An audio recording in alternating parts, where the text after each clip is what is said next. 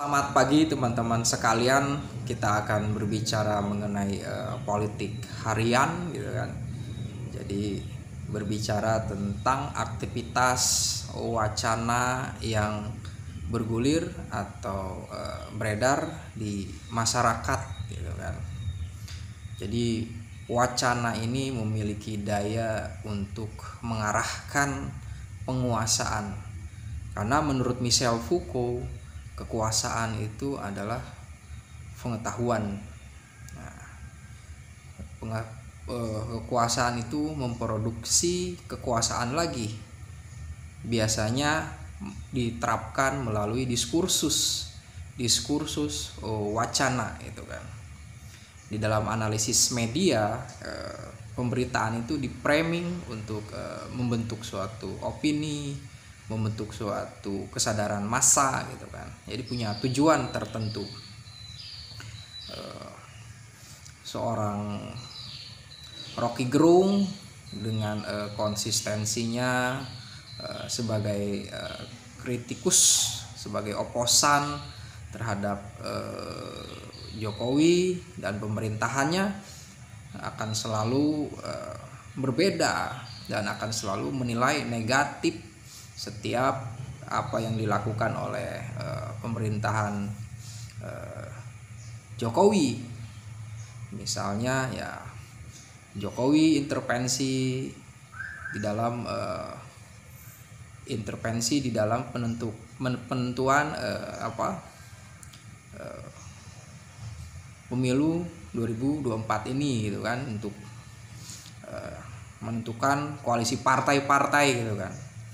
Jadi kata Rocky Gerung bahwa Jokowi cawe-cawe gitu kan istilahnya itu. Dengan istilah itu Rocky Gerung ingin membuat Jokowi itu terkesan melakukan suatu tindakan yang seharusnya tidak dilakukan gitu kan.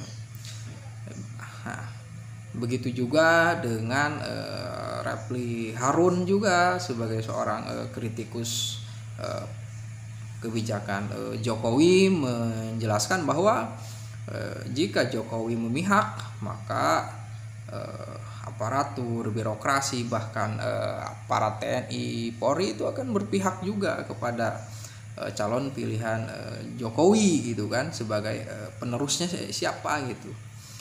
Nah, ini ada istilahnya itu tidak netralitas gitu kan. Begitu juga Pak Yusuf Kalla menjelaskan bahwa di dalam kontestasi politik ini nggak perlu untuk saling menjegal gitu kan. Biarkan setiap orang yang ingin berkontestasi di pemilu ini mengikuti gitu kan. Nah, Rocky Gerung dengan cawe-cawenya, dengan istilah cawe-cawe, kemudian Refly Harun dengan soal netralitas, kemudian Yusuf Kalla dengan selalu membicarakan jangan menjegal, jangan intervensi. Begitu juga dengan Anies Baswedan yang di pidato politiknya pernah bilang jangan takut kehilangan kekuasaan gitu kan. Nah, dari berbagai pernyataan yang bersamaan, sistematis, muatan yang sama, ketakutan yang sama, kepanikan yang sama, juga kemanfaatan politik yang sama, itu kan memiliki relasi untuk dimaknai gitu kan. Jadi Rocky Gerung sebagai pendukung Anies Baswedan, juga Refly Harun yang memiliki kedekatan dengan Pak Anies Baswedan dan kelompok Habib Rizik yang tentu saja adalah pendukung Anies gitu kan. Kemudian Pak Yusuf Kalla yang merupakan guru atau mentornya Pak Anies Baswedan, ya ini mereka gelisah karena koalisi partai dari pendukung Anies Baswedan ini rapuh gitu kan. Bisa saja gitu kan partai PKS tidak jadi mendukung Anies Baswedan karena PKS tidak terima jika AHY menjadi cawapres.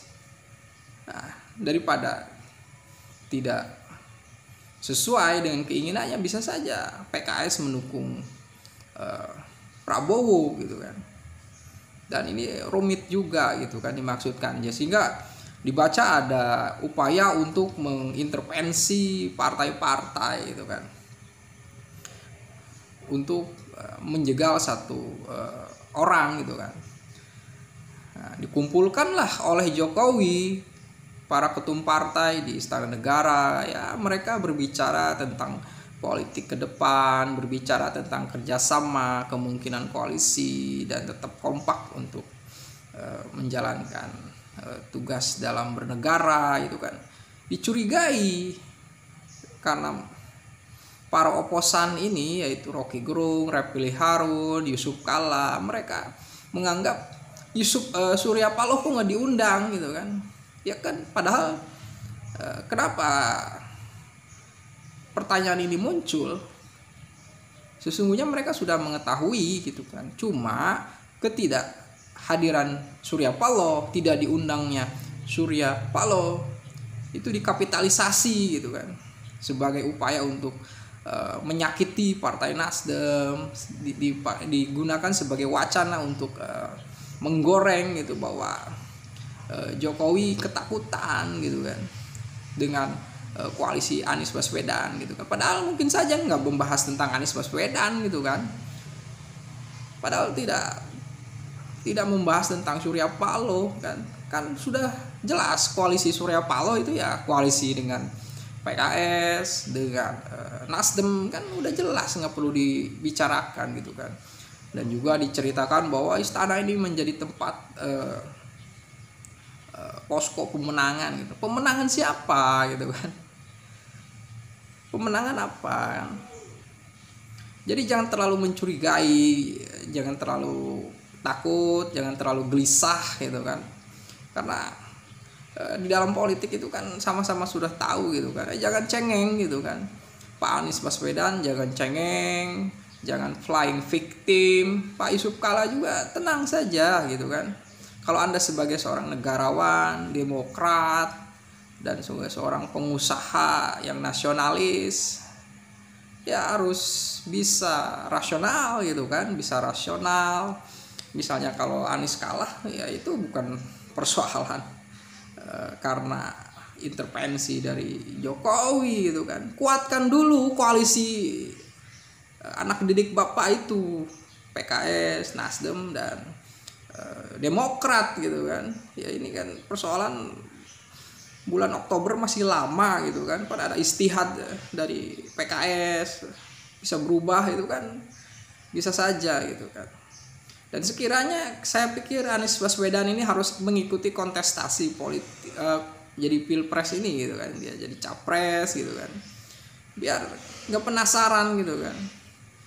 Nggak penasaran, nggak ada isu lagi bahwa Anies Baswedan dijegal, Anies Baswedan diberikan ruang politik yang sempit jadi capres gitu kan. Jadi memang harus mengikuti, ya untuk menang kan belum tentu gitu kan, belum tentu juga gitu kan. Buat jangan terlalu percaya diri gitu kan. Rocky Gerung gitu kan, Rocky Gerung kan sebagai seorang filsuf yang bijaksana gitu kan, akan memahami bahwa masyarakat itu mempunyai pilihan. Masyarakat sebagai seorang yang bisa berpartisipasi menafsirkan teks sosial ini, dia akan mempunyai bacaan-bacaan tentang siapa calonnya gitu kan, memiliki suatu pembacaan hermeneutika sosial politik untuk menilai bahwa siapa yang lebih baik gitu kan, apakah Anies yang terbaik. Nah, tentu saja semua akan dilihat dari berbagai sisi gitu kan.